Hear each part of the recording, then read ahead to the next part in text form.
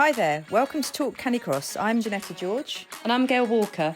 We're here today to talk all things Canicross, the fun way to get fit with your dog. So we hope you'll join us, whether it's for training tips, dog talk, or just for fun and encouragement. This is Talk Canicross, brought to you by DogFit. And don't forget to hit subscribe and keep in touch with all things Canicross.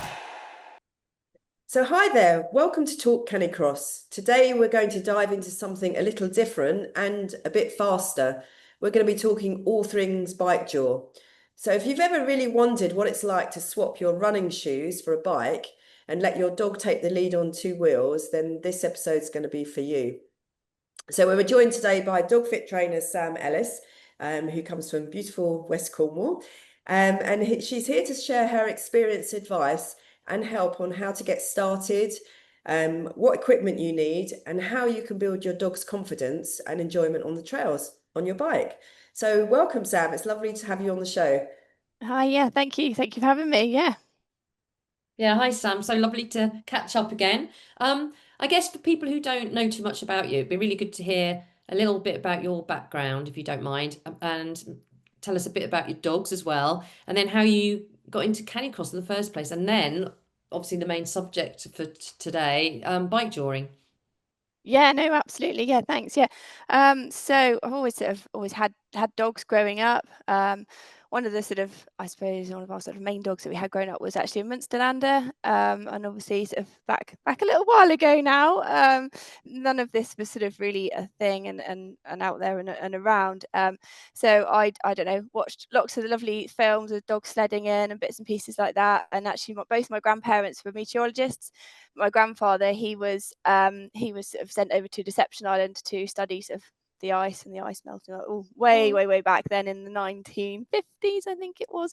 So growing up as as a little sort of 5 or 6 years old, he would tell me stories of the huskies out there that he was working with, and obviously that was their only sort of mode of transport and everything. You're just mesmerised by this. So anyway, one day, unfortunately, our Munsterlander was harnessed up to my go-kart, obviously not with a proper harness or anything like that. And I threw a ball and off we went, and it was great fun. It did scare me a little bit, and then obviously I told mum and dad what I'd done, and like, you can't be doing that. But I think that's kind of where it kind of started from, really.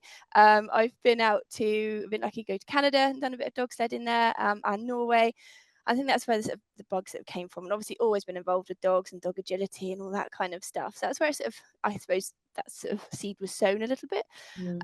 So knew I always wanted to work with animals in some form or other. So I started out in the vets, then did my degree in animal behaviour and welfare, and then I'm actually a lecturer in animal science, behaviour and welfare, up here in Newquay University Centre. So I've been up here nearly 20 years, again lecturing in animal welfare, behaviour, nutrition, anatomy and physiology. So I've got access to a lot of kit that we can use, like thermal imaging cameras and stuff to look at the dogs when we're running or jumping if we're doing agility and bits and pieces like that.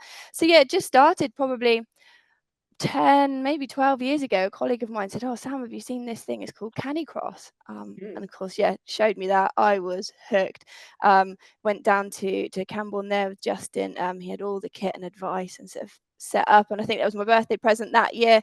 And kind of off we went, really. So we've been doing it a little while, and then that sort of natural progression onto bikes to get a bit faster and the scooter. So that's kind of that. And then my dogs, we've got 4 working Cocker Spaniels from various ages, from a year-old to my oldest is 12. So yeah, great little dogs. Also, we live at home on a mixed farm, so we've got plenty of room that we can run and mess around with Canicross and biking. And obviously I run classes at home doing agility and that as well. So it's sort of a combined thing. So it's just sort of talking dogs and animals sort of all day long, really. Fantastic. Yeah, absolutely. And as we said before, you're our DogFit trainer in West Cornwall with amazing facilities, and which is great. But for our listeners that know Canicross, maybe not even heard of Bikejor, can you tell us what it's about and how it differs from Canicross? Yeah, so it is. So Bikejor is the fastest dry land mushing sport. So it is a bit more adrenaline fueled. Not that Canicross isn't, but yeah, it's faster. So the main difference is obviously your dog is attached to the bike. Okay, so through a bungee line, the same as Canicross. And then yeah, they're running out in front, staying out in front there. And then like I say, faster than Canicross, could be considered sometimes a little bit easier for the dogs because maybe there's less sort of pulling involved, because obviously I don't know about you guys, but your legs can get fatigued at different stages, maybe more, maybe less than when you're on the bike. So certainly they've got that sort of opportunity to maybe go that a little bit faster and sort of set their pace a little bit more. But both are great fun. So yeah, that's kind of the gist of Bikejor is running, well, the dogs running with a bike but staying in front. Yeah. And what are the main benefits then for people who do bikejoring? The main benefits is to have fun with you and your dog, and both of you having fun. But I would say specifically the dogs is obviously keeping them fit, keeping those sort of muscles sort of toned as well. Some vets are almost recommending it as well. So if you've got dogs, obviously depending on individual cases, but dogs with maybe mild hip dysplasia, vets are saying actually Canicross and Bikejor, but maybe slightly more Bikejor, is a way they can still get out, and it's controlled exercise. So you're controlling the distance, the pace, all of those different things, rather than just letting them off the lead. And certainly with my Cocker Spaniels, they're just going left and right and over and under and everything, whereas it is slightly more controlled. So there's those sort of things as well. Like I say, some people say it's slightly easier on them, so there's less resistance when they're running, because obviously you're not running behind them then, so they've got that free wheel sort of motion as well. Obviously it's good as in Canicross as well, but for reactive dogs, it means they can still get out and do stuff and see stuff, and help. Yeah, and it helps with that sort of impulse control as well. And even with anxiety as well, it can just keep them a little bit more focused, a bit more on track, and can build up a bit of confidence with them if obviously they're confident with the bike, and all of those things really. But yeah, it builds that focus as well. And for humans, obviously it creates that amazing bond. Again, like you get with other sports, but I'd say particularly with the bike, because you're going a little bit faster and your reaction times have got to be a bit quicker. And again, it's keeping you fit mentally and physically, to be honest. But I'd say the main thing is it's a bit easier on your knees. Yeah, that's a plus point for sure. But obviously for Canicross, we run with all sizes, all shapes, all breeds. For Bikejor, are there breeds that are more suited, or that you found in your experience for dogs for doing Bikejor? Yeah, no, I would just say be sensible with it, like with any discipline, really. Any dog can do it. Be very aware of obviously your brachycephalics, because they are going a little bit faster. So things like your pugs and Frenchies and bits and pieces like that. So they are going a little bit faster. Be extra careful with that if you're doing that. So yeah, being sensible.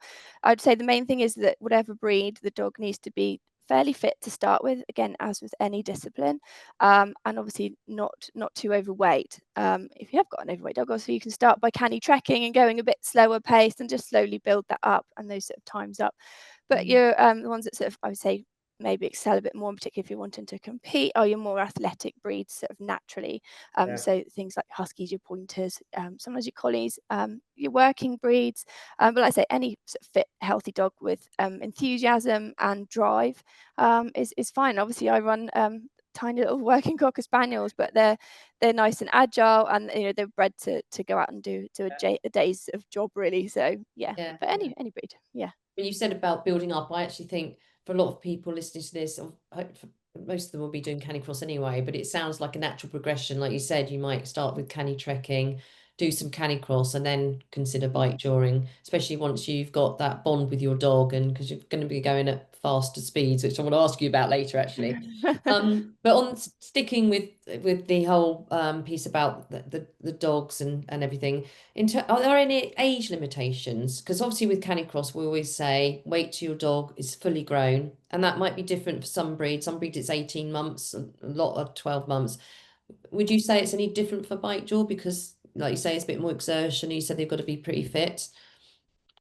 No, I would say your dogs, different for different breeds, different for different individuals. So the main thing I would say is to have a good thorough health check from your vet first. Say actually yes, this dog is ready and is capable of that, because it might not just be joints and stuff as well. It's picking up is there a heart murmur, is something underlying that you haven't seen yet before you're going that little bit faster. Obviously, it does come back to joints as well. I have to make sure of those. So I would say that sort of 12 to 18 months, I would err on the side of caution always and go for the 18 months. But I say it depends on breeds, obviously different sizes, like you say, mature at different rates. But I would say start with your basic cues kind of at any age. I would say make sure maybe they've had their vaccinations if you're going to vaccinate, and they're out on a walk, and you can teach your lefts and rights and steadies from day one kind of thing, and that's the basic start of it. But what I wouldn't do is go, right, my dog's 12 months or 18 months, let's start, put a harness on and off you go. You really have got to work up to it on any of those things, on any sport. But yeah, so just being sort of aware of that, really.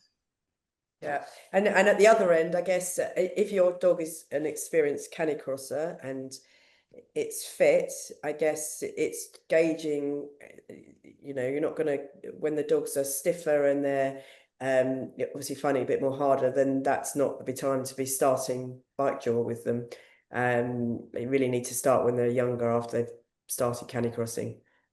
Yeah, that's what I would suggest. And like I say, you know your dog, every dog's individual, and every breed has different predispositions as well. And making sure that you're warming up and cooling down for an older dog, for any of it, longer on both ends of those scales. And then obviously maybe running or biking a little bit less and doing some shorter distances. But it's, if the dog's looking like they're wanting to go and having fun, obviously mustn't sort of anthropomorphize and put those human feelings onto animals. But if they're seeming keen to go, and certainly with one of my older dogs, with all of them, but you'd walk them first.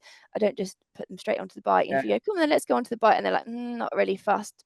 I don't need to do it. It's a hobby. It's fun. It's not, they don't need to do it.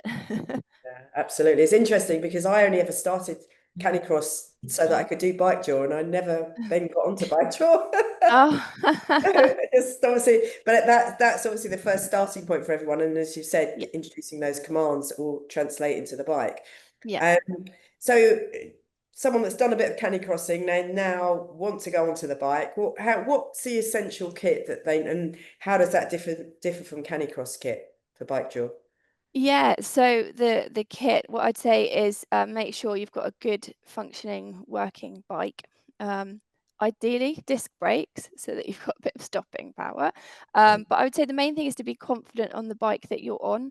A mountain bike. A mountain bike, don't go out on a road bike. It won't end well. Well, this is trails, yeah, but you never know. Yeah, no, always on trails. So yeah, make sure you've got decent tyres on there. And it's about being confident on your bike. You can have the best bike in the world, the fanciest, the lightest, all the rest of it. If you're not personally confident on that bike, I don't think it's going to end too well. So ideally, you want the lightest bike you can sort of afford or be comfortable with, because that's going to help your dog anyway. So yeah, a decent bike with decent brakes is the first bit. Making sure obviously you've got a really good helmet as well. Gloves are pretty good, so that you've still got full grip and everything, particularly when you're obviously we're out in the colder months, so make sure your hands are working, fully functioning to use those brakes. So those as well, and then obviously your harness, you want a strong pulling harness, so a long back harness. So it's a long harness, isn't it? I mean, that's what we always recommend with people that come for kit consultations. Yeah. One that I use, and this is just my personal preference, is I use obviously the non-stop free motion, but it's the most important thing is the fit to your dog on that harness, and your dog's willingness to run in that, whether you put a bike in that or not, is making sure that harness is good and that they're comfortable in it as well. So again, it's you being comfortable with your kit, but the dog being comfortable with their kit as well. So the other thing you need is a bungee line, obviously, but it has to be a bit longer than a canicross line. So you want at least a 2.8 meter line, because you've got you've got the dog, the line, and the bike, so you just need them to be a little bit further away from you. So I would get used to that first before you head straight out as well, because that extra length can confuse a dog sometimes as well. And then you want an antenna or a bike arm.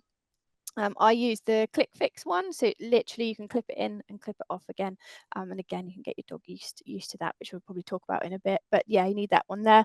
And I would say you need a first aid kit for you and your dog, that you can strap onto you with a bike or something, obviously a phone as well, just in case. If you've got it with you, it's always a good thing, I would say. And then other things I sort of say is maybe your dog coats and that for before or maybe after as well, depending on weather conditions, so they're not getting cold beforehand and after if you're getting wet and muddy and chilly. And I use a mud daddy as well, actually, to rinse my dogs off, so not going home muddy or sandy or what have you. So yeah, they're kind of my things. The other thing you could use is Mushers wax on their paws. A lot of people put that on before they head out, which I can see why, but it depends on the terrain. This is a personal opinion. If you've put that on and it's not sort of dried on properly, I wonder if sometimes you can pick up those tiny little bits of grit and stuff and can actually work against you. So I tend to, when I'm done, as I use the mud daddy or anything like that, hose off paws, check paws, and then I put some on just to keep them soft but well functioning as well. So that's those really. Like I say, I think for humans, another thing to add in there is probably your shin pads. They're quite handy for if your pedal slips around and hit you in the shin. That it doesn't, it's not very comfortable. Yeah, Crash and helmet. crash helmet, elbow pads, shin pads, goggles or glasses for when the wind is streaming in your eyes and your eyes look like you're crying.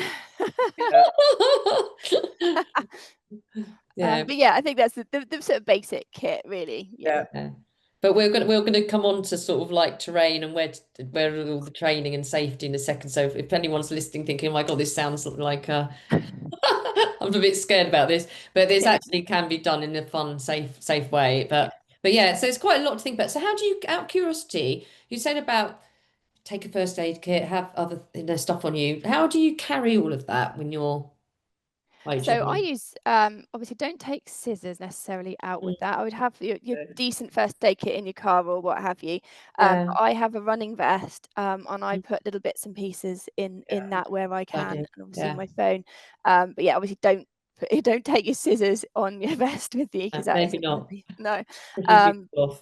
But yeah, your bandages and stuff like that. So you've got your absolute bare essentials in there just in case. Absolutely. And you've got the antenna fits on the front handlebars, doesn't it? So that's keeping the line away from, you're not attaching the line directly on the bike handlebars. It goes through the antenna and then from there goes down to the dog. So that's giving you that space over the front wheel, isn't it? So yeah, absolutely. And obviously that's quite springy as well, so it's not fixed. You can have them that are fixed. Personally, the one I use is the springy one. So there's nothing there that's going to jerk your dog. We're gonna put some links in the show notes anyway, because we're stocking the all the kit as well. So if anyone feels inspired after this, we can obviously help them. But so what's the bit? So when you're starting out, what would be the best way to introduce your dog? So you've got the kit, everything's harnessed up, you've picked a good flat trail. How would you start a dog that had never done it before? Yeah, so I would introduce them to the bike really slowly. So I wouldn't necessarily even get on the bike or attach them to the bike for the minute. If they'll walk to heel nicely, or even if they're just pulling, nicely and controllably, I would have the dog and the bike, ideally with two people. So maybe one person with your dog and you pushing the bike quite close to them, see if they're okay with that. Ideally want them just slightly ahead, but you want them to recognize the bike and hear those different sounds that it's going to make when you're changing gear or when you're backpedaling. Maybe put the brakes on and sort of skid the back wheel a bit and see what what their reaction is to the brakes. Ideally, you don't want squeaky brakes, but at the same time, that could happen when you get a bit of dirt in there. You have that odd sort of squeak in it, so they've got to be used to sort of all of that. I would then potentially sort of hop on the bike and say just ride the bike slowly next to them and see how they're going with that. If not, let them just have a run around while you're on the bike and call them back to the bike and see how they are with you being in that different position. Particularly if you've started sort of canicrossing, they may, they're not used to you being sort of behind them and fairly up high in this contraption between you and them. So it's sort of learning that way. Once all those sort of things are okay and you've got your good commands, so you're steady and your line outs and all of those, maybe if you haven't got a reactive dog, is to just follow another dog in front, so they've got that drive to go forward and it's just steady, and we're going to go, okay, we're going to go from A to B, which might only be 100 foot, less than that. Let's just see how they go with that bit and just build up really slow and steady. When I say slow though, you need a fairly decent pace that your dog isn't really distracted by everything, because when you've got the bike there, you have got to go a nice steady, what I say, a nice steady trot. Possibly it can depend on the size of your dog, but just that pace. We think actually we could go at this sort of all day at this pace, not racing, not rushing, but just focused, and just do little bits really. Like saying, just being confident with it. That's the main thing I would say. Great. And you want them to, look forward to it, like you say, be excited Yeah. when you get the kit out. So Yeah. you touched upon very briefly, Sam, a couple of commands just then. Yeah. Can you elaborate a bit more? Because obviously we have commands that we use for Canicross that there's everyone uses maybe slightly different terminology, but there's certain commands that we use. So you obviously mentioned line out, but do you want to talk about some of the commands that you use specifically for bikejoring? Yeah, so I use very, very similar for Canicross, but I would say they've just got to be maybe a little bit sharper. So obviously your left and right, or your R and G, whatever anybody uses. Your dead sort of stop. Ideally, you don't want that, but you might need that in emergency. We're like, just stop. If you've come off your bike, you want that dog to stop or wait, whatever cue you want to call that. But you stop. And like I say, you go on. So going straight ahead again, same with your Canicross or an on by, people would use that.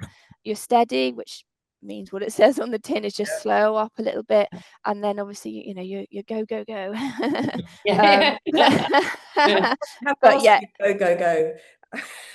I mean, I guess Well, that's what I wanted to know, actually. I was curious to know, how fast, what sort of speeds do you get up to, Sam? I wouldn't like to say I'm focusing on the dog and the terrain and lefts and rights and your other left and but and it's all relative to your dog, isn't it? And it's really keeping an eye on your dog, because some dogs will just go and go and go and go faster and won't necessarily pace themselves. They're just like, we've just got to go, and they're loving it. So it's just that, steadying up a bit and watching that sort of breathing rate a little bit as well, and just seeing how much sort of fun they're having. Are they looking back and listening, and are they slowing up too much maybe? So it's all keeping an eye on those. I mean, it seems like the verbal commands is such a key part of that, isn't it? Yeah, because absolutely. you said the dog's got to recognize being steady and then going on, and those changes in speed. So all of that you can obviously work on when you're canicrossing, and even when you're kind of walking them when they're younger, if you've got them in harness. But what are some of the sort of common things? Because for me, as we've said, if the dog is really enjoying it, it probably can be very exuberant, and you'll be almost like you're trying on the bike. Hanging on. Yeah. I mean, it sounds really exciting. I'd love to give it a go, but I guess what are some of those common mistakes? And I guess there might be times where the dog does really fall back, and you don't want it to be going back past the arm. And what have you seen, and how do you help sort of address those issues? Yeah, it is, like I say, it is down to training off the bike. So those lefts and rights, steadies, go ons, all of those, absolutely crucial. What you don't want is someone go, well, I can do that. I've done that at Canicross. We'll harness the bike up and off we go. And maybe they're in a busier location. So then you've got those other distractions. You've got the distraction of the bike as well. So it is just about building it in sort of slow and steady, and then making sure that your dog's maybe fit for Canicross, which is fine, and that's a really good starting point. But biking, like I say, they can get carried away because well, actually mum or dad is going faster, let's just go faster and faster. So it's sort of monitoring that as well, and just sort of staying up, like I say, sort of little and often really. And keeping obviously an eye on your dog's sort of ability with that. The other thing I would say is people go, okay, well, we'll try in an open space or a field, and that's great, and it's good terrain because it's a bit of a softer landing. Should it go a little bit wrong, it's good, but it's really hard, I would say, for a young or a new dog to the sport to go in that sort of straight line that you want them to do for the minute. So what I would tend to do is use a sort of designated track, if you like. Obviously no hard ground, and being careful of the time of year for that. Obviously we've had a really good summer, so the ground has been a little bit like concrete, hasn't it? But in that sort of track way, it's then obvious to them to go right or to go left or straight ahead. So it's little distraction in that point, but it's always watching dog. A lot of people are like, oh, this is great, this is a bike ride with a dog, and looking around, which is lovely, but you've really got to watch your dog, really Setting watch it them. up for success, isn't it? It's making, as you said, that those slightly narrower trails where there's a direction, and the dog can concentrate as well. So it sounds like quite a few tips for making sure that you and your dog stay safe on the trails. You mentioned getting the right kit, wearing your helmet and shin pads and nice high trails as well, and eat and going slowly, starting very slowly and Yeah. building up. So, are there any signs to know if a dog is actually enjoying doing Bikejor? You say Canicross then doing Bikejor, because obviously when with Canicross, it's I imagine it's a similar thing because but you often get dogs that are just eager to go, and you can tell those signs. But I always think that's fine. You might be able to recognize dogs having a good time, but how much is too much? And recognizing that in your dog. So, are there sort of signs that you look for in your own dogs? Yeah, it's them, if they're sort of steadying up in areas, maybe Yeah. if you've got a designated route that you've done a few times, and they go, they're a bit slower, just not so keen, just that natural kind of not looking so excited about it. Like I said, it's hard not to anthropomorphize, isn't it? And them sort of looking back a bit, and them not really picking up maybe their lefts and rights as quickly as they would have done. So it's like, they've got to be on their A game as well, haven't they? So it's those sort of those little things, and it's that individual sort of bond that you get with you and your dog, or dogs, that you say your dog's best, and it's just always watching for that and sort of taking a step back and going, am I doing this for me, or am I doing this for me and my dog? And I think always having that in the back of your mind, going, are they enjoying this? How do I know that they're enjoying this? We get the harness out and they're barking and they're really excited, and they sort of slip their heads in and off we go, which is great. And then you introduce the bike and they should have that same reaction, like, yeah, no, we're not going anywhere. I can put, the Canicross harness on them, or their bike harness, and they won't go anywhere until the bike's there. Like, right, now we can go. So it's all those things, and for warm up and cool down, sort of part of it, I let them free run for sort of 10 minutes before we do stretches and stuff, and then clip on and go. But if on that you say, oh, come on, let's go, and they're like, no, I'll have a sniff over here and a wander over there, well, then we'll leave it. We don't, there's no pressure. Yeah, we all really know our dogs, and that's what we all say to people as well. No one's better than you to know how enthusiastic they are about something. So what do you look for when you're picking for trails? Because obviously, how long are you going out for in stretches? You've obviously got to have a flattish surface. Hopefully, I guess, not hills up and down, downhill on the bike with a dog, right? But what do you look for when you're looking for routes and trails that you can go out on? So to start out with a dog, I would sort of say maybe harness up for sort of 5 minutes a go, so not very much. So looking for a nice route where maybe within that route you can do a bit of a warm up, bit of free running, pop them on, and so you've only got literally sort of 5 minutes to go. And within that, I would say you want a nice sort of track. Grassy conditions are fine, so long as it's not too wet and the grass isn't too long. And again, it depends on the size and the age of dog and all of those different things as well. But generally, like I say, sort of low friction surfaces, fairly shock absorbing if you can. You don't want to start out on the flip of that in really deep mud as well, because you're going to slip and slide around. So it's being careful of that. Obviously no concrete, tarmac, anything of those sort of services. And again, like for conditions and stuff, think of the time of year. Summer, like we've had a lovely dry summer down here in Cornwall. So the ground has been, I would say, as hard as concrete, and some of our nice tracks and trails. So yeah, it's being careful of that.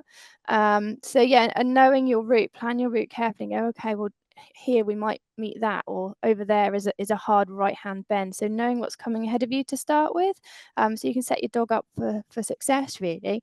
And again, you don't want to be anywhere maybe too busy or too remote either. And if you are, maybe go out with somebody as well. And it's more fun when you're going out with a group of you. Obviously that depends on the dogs, and if they're really reactive or not, then maybe sort of alter that. But yeah, that's what I would sort of say. And obviously think about temperature. So ideally we like to be sort of below sort of 15 degrees. So sometimes it's a lot of early or later runs out as well. But yeah, and keep checking the weather forecast, and like I say, knowing your route, maybe even walk it first. And if it's not a long route, walk it with the dog first, that they've been around it. But yeah, just checking there's no sort of main sort of hazards out there for them as well, really. All right. I mean, you mentioned the weather just then, Sam. So you're saying that 15 degrees is a rough, but obviously there's humidity to think about as well, as we do. Yeah. And I imagine with Bikejaw, there's probably a smaller window for doing it. It's Canicross, because of the heart rate is going to be higher for the dog. So what's your advice around that? And obviously pick those cooler temperatures, but what are the other considerations around sort of the climate and temperatures that you would probably want, to consider? Yeah, so keeping them hydrated sort of before and after. Obviously, don't let them have too much, maybe when they're out or straight after as well, because that we know can cause bloat as well. And obviously, diet comes into that as we know, and making sure there's areas that they can cool down and stuff. But again, not to shock them into sort of cooler areas. So obviously, with the spaniels, if they had half a chance afterwards, they would jump into the lake or wherever. I think, well, actually, that's going to be on a cooler day too cool for you, and on a hot day that the change in that temperature is going to be massive. So it's just, again, monitoring your dog and keeping them fit to that, so slightly fitter than Canicross, I would say. And again, keeping those times down, so going, okay, we're going to go for 10 minutes, maybe even less than that on some days, and going, actually we're not going to run today, it's too hot. So just being really aware of it and aware of your dog and the breed that you've got. You've got different coats on all of them, so being aware of those, really. Yeah, it's being really considerate about the whole session, isn't it, from start to finish, and cool down as well, and making sure that you've got everything with you. So as a beginner, you mentioned there, like starting out and doing like little 5-minute sessions when they're in harness. So when you've got a dog, and obviously you're very experienced in it, and I know you offer classes and sessions on it, how often should someone be doing Bikejor with their dog, or is it about mixing things up? I mean, you might have an individual that prefers biking, but obviously that doesn't mean to say every time they go out on the bike, the dog will be Bikejoring with them. Yeah, no, like I say, mix it up. Again, looking back at your dog, stripping it back, going, am I doing this for me? I'm enjoying it, but is my dog enjoying it? And sort of linking those two things together. And like I say, sort of timing, just keeping an eye on them the whole time they're going round, making sure they're not too strained, and looking at their sort of recovery time afterwards as well. What are they doing, and making sure that you're walking them off nicely afterwards, and then doing their stretches and cool downs. So yeah, all of those different things, all of the above. Yeah, and so somebody that's listening and makes a start, are there events that where can they find out about Bikejor specific events and learn more? Yeah, it's just looking online, really. Literally, there's lots of different things about there. The one that's a really good one actually is in Devon Howlers. They're really welcoming, and I do a lot up there with them, which is really, really nice. So you can go in and do some of their bits and pieces. They offer some sort of training time as well, so you can sort of go and have a go with your dog, and check out kit and stuff.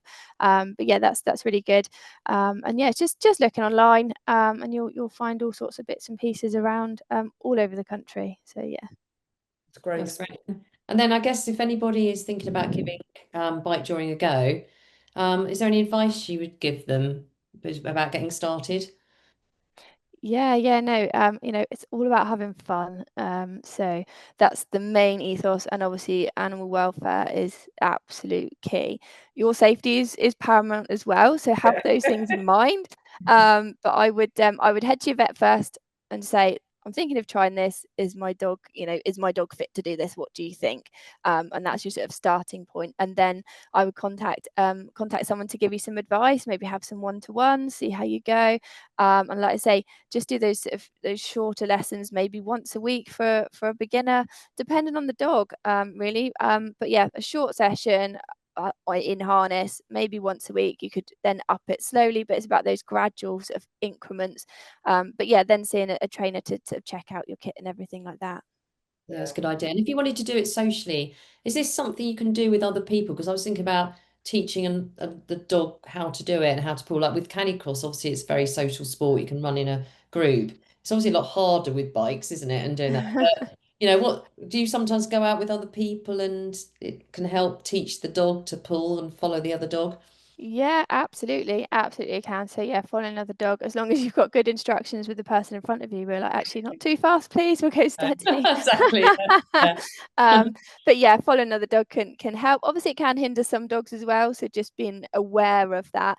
But certainly as well, having a dog behind you is a good training thing as well. So you're keeping your dog going on and is focused. So yeah, sort of threes are good. But yeah, it's just making sure you've got that sort of, as if when you're driving, really, a bit of stopping distance. Yeah, Or even just someone else who's on their mountain bike, as long as they're quick.